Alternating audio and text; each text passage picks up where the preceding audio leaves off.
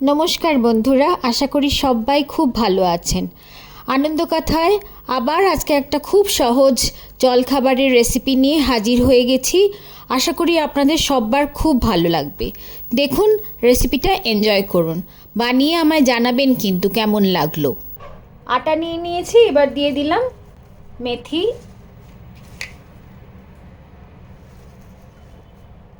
বেশ কিছুটা মেথি শাক দিয়ে দিলাম। এরপরে দিয়ে দেব পেঁয়াজ কুচি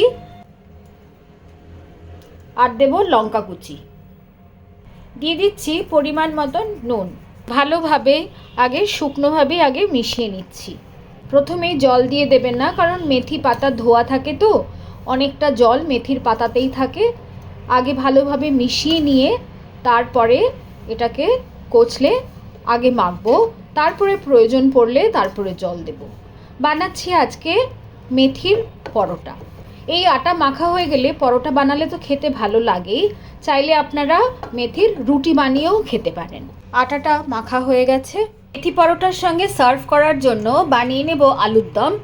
কড়াই গরম হয়ে গেছে, দিয়ে দিচ্ছি সর্ষের তেল। তেল গরম হয়ে গেছে, দিয়ে দিচ্ছি সেদ্ধ করে রাখা আলু, বড় করে কেটে নিয়েছি, দেখতেই পাচ্ছেন।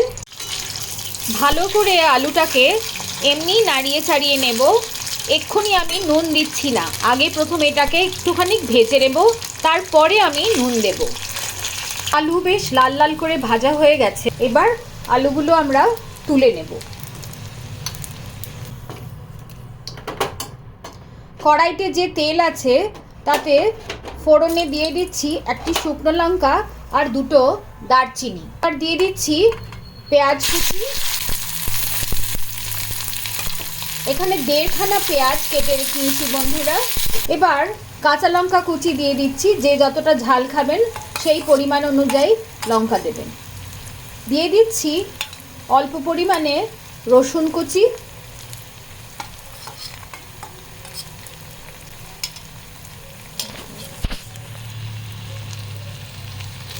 দিয়ে দিচ্ছি আদা কুচি। আদাটাকেও এবার ভালোভাবে মিশিয়ে নেব। দিয়ে দিলাম নুন, দিয়ে দিলাম হলুদ, অল্প জিরের গুঁড়ো, দিলাম ধনের গুঁড়ো, দিয়ে দিলাম 1 চামচ লঙ্কার গুঁড়ো। সব মশলা দিয়ে ভালো করে নাড়াচাড়া করা হয়ে গেছে একবার। এইবার আলু দিয়ে দিচ্ছি। আলু দিয়ে ভালো করে একবার কষিয়ে নিতে হবে।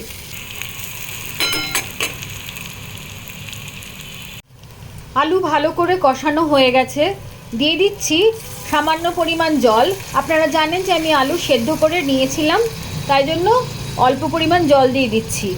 ভালো করে মিশিয়ে এই জলটা একটু গা মাখা মতন মিশে যাবে। নুন টুন যা আছে সেগুলো ঝোলের মধ্যে, সেগুলো আলুর মধ্যেও ভালো করে ঢুকে যাবে। তাহলে পরেই আমাদের আলুর দম তৈরি হয়ে যাবে।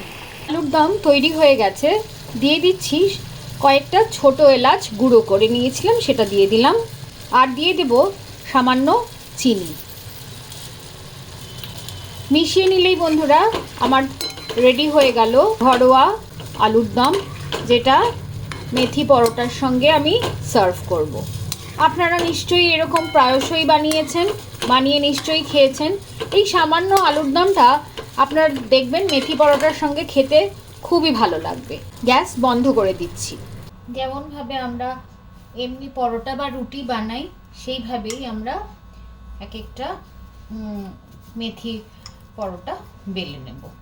যেমন করে আটার প্রলেপ লাগানো হয়, ঠিক একইভাবেই যথাসম্ভব কম আটা দিয়েই বেলতে হবে, সেইভাবে বেলে নেব।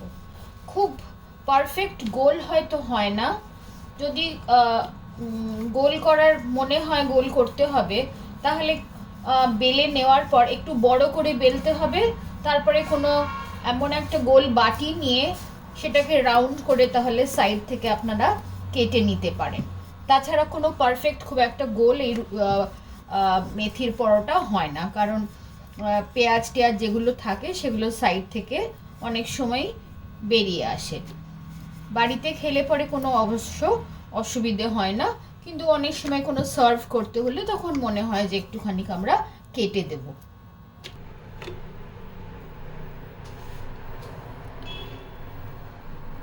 পরোটা তাওয়ায় দিয়ে দিয়েছি। এক পিঠ ভালো করে সেঁকা হয়ে গেলে পরে অন্য পিঠে উল্টে তারপরে আমি ঘি লাগাবো।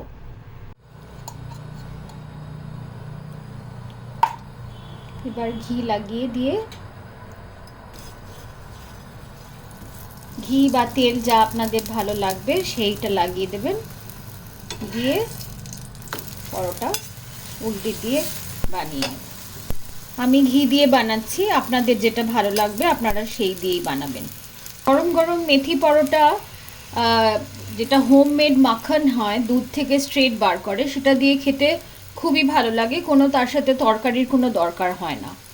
এছাড়া এটা খুব ভালো যদি কষা মাংস হয় তার সাথে খেতেও মেথি পরোটা খুব ভালো লাগে। যে কোনো পনিরের সবজি হয়, পনিরের ভুজিয়া হতে পারে, বা প্লেন আলুর দমের সাথেও খেতে খুবই ভালো লাগে। আর তাছাড়া মেথি পরোটা এমনিও খাওয়াই যায়। যেটা আমুল বাটার হয় তার সাথেও মেথি পরোটা খেতে খুবই ভালো লাগে। দু পিঠ ভালো করে কড়াভাবে সেঁকা হয়ে গেছে, দেখতে পাচ্ছেন বন্ধুরা। এবার পরোটা নামিয়ে দিলাম। গরম গরম মেথি পরোটা রেডি। আলুর দমের সঙ্গে সার্ভ করে দিয়েছি। ট্রেডিশনাল ওয়েতে যেরকম বাটার দিয়ে সার্ভ করা হয়, আমি আমুল বাটার দিয়ে সার্ভ করে দিয়েছি। আপনারাও ট্রাই করে দেখবেন বন্ধুরা, আপনাদের নিশ্চয়ই ভালো লাগবে এরকম কম্বিনেশনটা, আমি শিওর। খুব সিম্পল খাবার একটা, কিন্তু খুব টেস্টি লাগবে। আপনারা একবার নিশ্চয়ই ট্রাই করে আমায় জানাবেন আপনাদের কেমন লাগলো। চ্যানেলটা সাবস্ক্রাইব করতে ভুলবেন না। আপনাদের বন্ধুদের সঙ্গে নিশ্চয়ই শেয়ার করবেন, এটা লাইক করবেন, শেয়ার করবেন। আর ভিডিওটা ওয়াচ করার জন্য অনেক অনেক ধন্যবাদ। সবাই সুস্থ থাকবেন, ভালো থাকবেন। আবার দেখা হবে পরের ভিডিওতে। Thank you so much.